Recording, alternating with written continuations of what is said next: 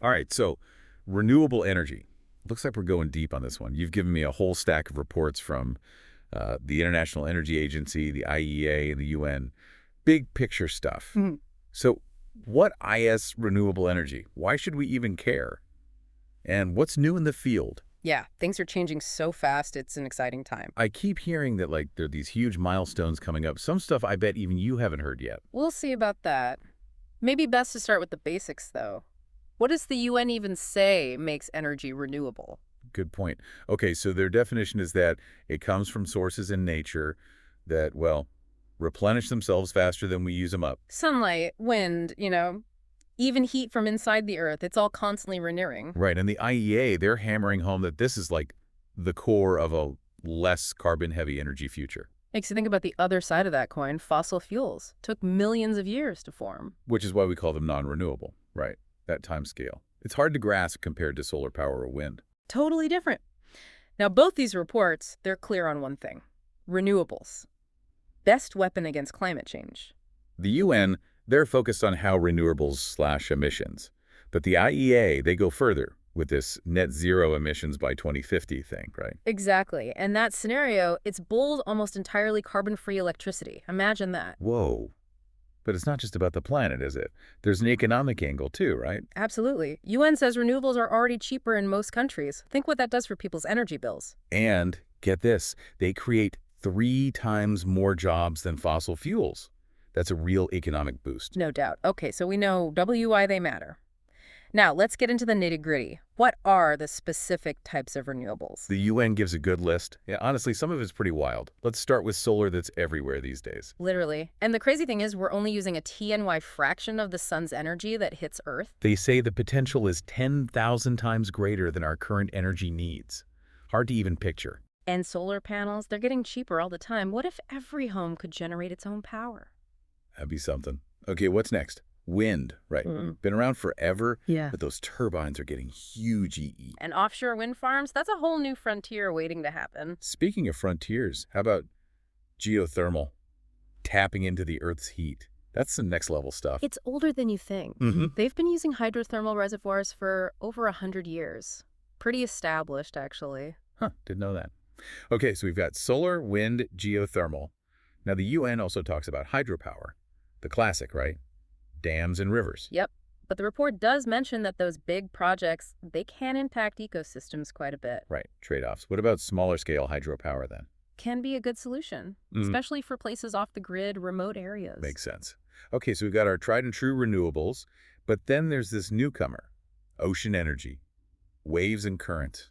Pretty cool, right? It's cool, and the potential is enormous. Think of all that constant ocean movement. Could meet our needs many times over, in theory. We keep seeing that, don't we? With solar, wind, now ocean.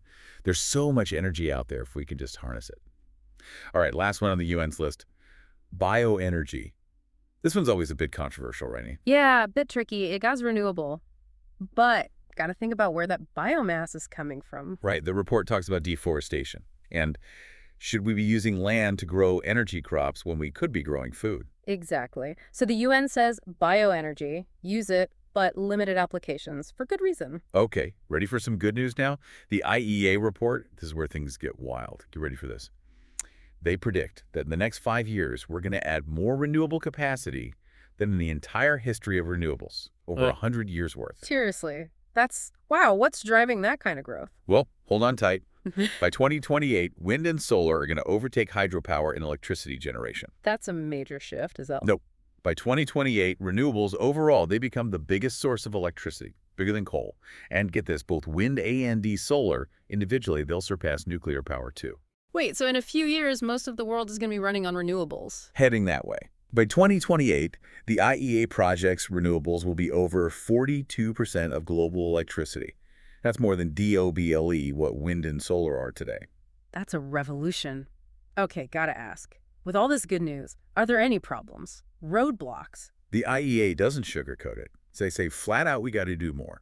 Solar's on track, but wind, hydro, geothermal, they're behind what's needed for that net zero goal. Concerning. Any signs we're moving in the right direction at least? Oh yeah, some bright spots. New policies in the US, the EU, China, India, they're all designed to give renewables a boost. Like what specific examples? What are these major players actually doing? Well, the EU has this thing called the Repower EU plan. It's all about ramping up renewable energy fast and getting off Russian fossil fuels. Makes sense given everything going on. What about the U.S.? We've got the Inflation Reduction Act, passed last year. Yeah. Lots of incentives for renewable development and manufacturing. That's a big deal. And China, India, they doing anything?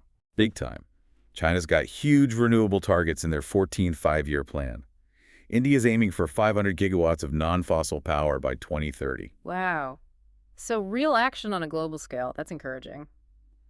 What does all this mean for the average person, though? Trying to make sense of this whole energy shift. Well, for one, it means renewables aren't some fringe thing anymore. They're becoming the main event. And the next 10 years are make or break time. Exactly. And here's something to think about. As renewables get cheaper, more common, how does that change the whole global power balance? Who wins, who loses in this new energy world? Big question to ponder. That IS a big one, Yeah. and a good place to stop for now. Covered a lot of ground already. Yeah, I mean, will the countries that control oil today still have all the power in a world running on sun and wind? It's a whole new game. Totally. And what about the places with all the resources for this new tech? Like rare earth minerals, they could be the no-W energy giants. It's like we're watching the whole board game change, and no one's sure of the rules yet. Exactly. Okay, before we go too far down that road, maybe we should explain how this tech actually works. We've been saying solar PV, geothermal. Let's break it down for the folks at home who aren't engineers. Good point. Let's start simple. Solar panels. Most people have seen them, but what's the science behind it? So solar photovoltaic, or PV, it's taking sunlight and turning it straight into electricity. I always thought that was amazing. Like, the sun's rays become power for my house. It's the photovoltaic effect. Certain materials, when light hits them, they make an electric current. It's like magic, but science. So the panel is grabbing photons from the sun and turning them into electrons. Yep. And those electrons flow, that's your electricity. Now, wind energy is a bit easier to picture. It's just harnessing the wind to spin those big turbines. Right, so those giant blades are like high-tech windmills. Faster wind, faster spin. Exactly. And the spinning drives a generator, and that makes the electricity. Bigger blades, stronger wind, more power you get. Makes sense. Now, geothermal, this one's a bit more, well, literally underground, right? Heat from inside the earth. Right. And there are a couple of ways to do it. One is using those hydrothermal reservoirs, the pockets of hot water and steam underground. So you drill down, bring that hot stuff up, but how do you turn that into electricity?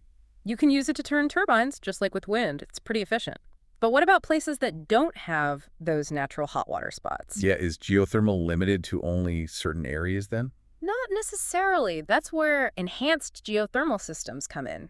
EGS, for short. So you're making your own hot water spots. How does that work? We drill way down into rock that's naturally hot. Then you pump in cold water, the rock heats it up, it turns to steam, you pump it back up, and bam, you've got power. So you're not limited to just those natural hot spots. Exactly. EGS means you could use geothermal in a lot more places around the world. Okay, on to hydropower. Most folks know the basics. Dams, rivers, that sort of thing. It's all about using gravity. Water flowing downhill, and on the way, it spins turbines. Simple, but effective. Well- Water spins, turbine spins, electricity happens. Tried and true tech. But, like we said before, gotta be careful about those environmental impacts, especially with big dam projects. Balance is key. Okay, ocean energy. Lots of potential there, but we don't hear much about it. It's early days, but there are two main ways: wave energy and tidal energy. Break it down for me. What's the difference? Wave energy, you're grabbing energy from ocean waves with all sorts of devices. I've seen those prototypes. They look like giant sea snakes bobbing up and down. Pretty much. And as they move, they generate electricity. Cool.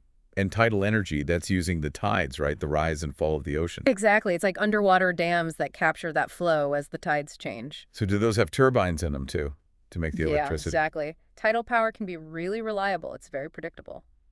Okay, lastly, bioenergy. This one always seems to get people arguing. It does. Why is that?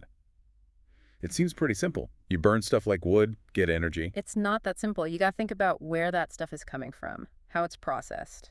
Right, like we talked about before, deforestation is a big one. Should we even be using land to grow fuel when we could be growing food? Exactly. Sustainability is a big deal here.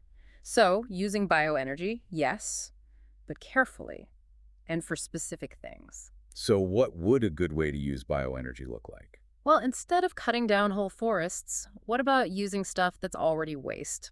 Like leftover bits from farming, corn stalks, sugarcane stuff, or even city garbage that normally go to a landfill. So stuff that's basically trash, turning it into something useful? Exactly. And often doing that is actually better for the environment than just letting it rot or burning it the old way. Okay, we've talked about how do these different renewables work, but zoom out a bit. What does this all mean for the average person trying to understand this energy shift? The big takeaway, there's no one perfect renewable solution. Right. It's not like picking one winner and saying that's it. It's more complex. Each type has its pros and cons. What works best depends on where you are, what you need the energy FOR, and of course, the environmental side of things. It's like a toolbox full of different tools. You wouldn't use a hammer for every job, right? Perfect analogy. And the best part, the renewable toolbox is constantly getting bigger and better, new inventions all the time. With all that progress, it feels like we're really on the edge of changing how the whole world gets its power. It's exciting, right? But we can't ignore the elephant in the room here, the politics of it all. Oh yeah, climate change, renewable energy, those debates get heated fast. No doubt. And we want to be respectful of everyone's views, but it's true, not everyone agrees on the best way forward. Some folks are skeptical of the whole climate change idea. Others say switching to renewables just isn't practical, too expensive or whatever. And then there's the whole, what's the government's role in all this? Should they be pushing renewables or should it be up to companies and the free market? A lot to unpack there. But I think just talking about it openly and honestly is a good start. Totally agree. We got to listen to each other, even when we disagree. Try to see where the other side is coming from. And base our choices on real facts and science, not just feelings or what our political party says. Well said. We need a smart discussion based on the evidence. And that's what we try to do here, right? Right. We're not telling people what to think. We're not picking sides. Right. We're giving people the info so they can decide for themselves, and then they can be part of these discussions in a way that's actually helpful. So with that in mind, let's look at some of the arguments that these reports actually make. What are they saying? Okay, let's get into it. The IEA report, they're pretty respected. Most people consider them reliable. They make a strong case that climate change is an emergency. We got to deal with it NW. Right. They talk about how almost all scientists agree that humans are causing the planet to warm up and the risks of doing nothing. Scarier weather, rising oceans, whole ecosystems getting messed up. And they also say switching to renewables is actually good for the economy. Solar and wind power are way cheaper than they used to be. Right, plus all those new jobs they mentioned. Now, the UN, they're also big on tackling climate change. But for them, it's like a moral thing. Our duty to protect the planet for future generations. And they talk about fairness, too. Climate change hurts the poorest people the most, even though they didn't cause it. That's a good point. It's not just an environmental issue. It's about human rights, too. Totally. So while people disagree on the hey-how-be, there is agreement that climate change is a problem, and D, that we need cleaner energy. We should focus on those points of agreement, right? As we try to move forward. Exactly. It's a global problem, and we got to work together to solve it. Which brings us back to that question. What should governments be doing about all this? Well, the IEA, they don't say do this specific thing, but they do say governments need to create conditions where renewable energy can take off. So not picking winners and losers, but making the rules fair so that clean energy has a fighting chance. Right. They talk about carbon pricing, setting goals for how much renewable energy we use, investing in research to make it even better. Those are all ways to speed things up. But some people say any government involvement is baity. Messes up the free market, picks favorites, that kind of thing. They think companies will figure it out on their own. And that's a fair point. You don't want the government getting too involved. That can backfire. But the folks who want government action say the free market is too slow. It won't solve climate change fast enough. They say fossil fuels have gotten special treatment from governments for ages, which makes it unfair for clean energy to compete. Right. So they say it's the government's job to even things out, make it easier for people and businesses to choose clean energy. It's a tough one. Good arguments on both sides. Yep. And in the end, each country has got to figure out what works for them, what balance they want between government and the free market. But it's a conversation we have to have. And the sooner, the better. The choices we make now will affect the planet for a long time. Affect everyone, really, our kids, grandkids, and so on. So to everyone listening, Do your own research. See what different people are saying. Figure out what you think is the best path forward. That's the whole point of this, right? We're not here to preach. We're here to give you the info to make up your own mind and then go out there and be part of the solution. Great point. Okay, I think we've covered a lot today. We have what renewable energy, IS, why it's important, all the different types, even the political side of things, and what role governments play. Whew. Lots for our listeners to chew on. But before we go, there's one more thing I think we should talk about. Oh, what's that? The human side of all this. Huh? We've been talking tech, talking politics. Yeah. But this energy shift is going to affect real people in their everyday lives. You're right. We're talking about a huge change. How we power our houses or jobs, how we get around, even how we think about nature. So what are those human impacts? What does this mean for the average person? You know, going through these reports, one thing that really hit me is just how fast this is all happening. Like, we're going to see more renewable energy growth in the next 5 years than in the past 100 years combined. It's crazy, right? When you think about it, shows what humans can do when we put our minds to it. And I think it shows how seriously people are taking the climate crisis. Yeah, it makes you wonder, what's next? What other amazing inventions are just around the corner? What will this whole energy landscape look like 10, 20 years from now? That's the million-dollar question, and no one knows for sure. That's what's so exciting. We're in uncharted territory. It feels like anything is possible. It really does. It's Yeah. like we're stepping into this new world, this clean energy future, and it's going to take everyone working together all over the world to make it work. Absolutely. No one country can do this alone. We got to share what we know, help each other out, and work together. That's the only way to make this transition successful for everyone. And we got to make sure developing countries aren't left behind. They need support to make this switch, too. It's got to be fair. Everyone deserves clean, affordable energy no matter where they live. Which brings us to another big point. This isn't just about the technology. It's about people. Exactly. It's about building a world where everyone can have a good life. Clean air, clean water, a healthy environment for everybody. It's about leaving a better planet for our kids and grandkids. A future we can all be proud of. That's worth fighting for, don't you think? Absolutely. So to wrap up our deep dive here, what can our listeners do? How can they be part of this change? First thing, stay curious. Keep learning about all this. New technologies, new policies, what's happening with climate change. There's info everywhere online. Libraries, community groups. And don't underestimate what you can do. Little changes add up. Use less energy at home. Buy products that are good for the planet. Support companies that are doing the right thing. Every bit counts. And get involved locally. Tell your elected officials you want them to support renewable energy. Find projects in your town or city that you can help with. Talk to your friends and family about this stuff. The more people who understand and care, the faster we can make this happen. And whatever you do, don't lose hope. This is a big challenge, but we can do it if we work together. We get to decide what the future looks like. It's up to all of us. Let's make a good one.